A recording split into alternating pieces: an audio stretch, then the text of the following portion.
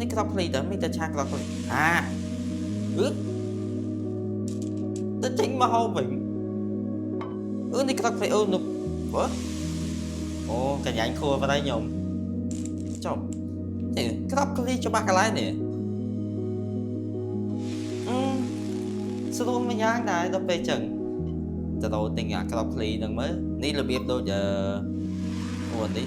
ស្អីគេកាខ្លាញ់នេះរបៀបដូចពោតគេលីងផ្ទុះហ្នឹងដល់ពេលដាក់ចូលអីគេអាឆ្នាំងនឹងក្តៅយូរទៅវាមិនផ្ទុះតិចពេញឆ្នាំងបណ្ដោយអូ my god តនោមិនလဲលោកអើយស្អែកតនោទិញដែរសិនណាអូម៉ែសាឆាបន្លែទៀតឃើញចឹងឯងលេបទឹកមកត្រើយពុកម៉ែបងតើបានញ៉ាំបាយផងសាត់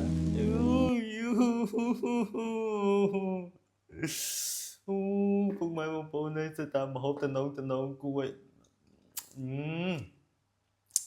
អត់ចេះយកអារម្មណ៍មនុស្សកំពុងតែនេះផងលោកអើយលោកកំពុងតែឃ្លាននេះអត់តបានញ៉ាំបាយផងនេះអូតំណងមែនពុកម៉ែបងប្អូននេះគេហៅថាឃ្លីវេតាមុនចេញម្ហូបនេះពិតជាអស្ចារ្យចាំមើលដើររត់ទិញហើយ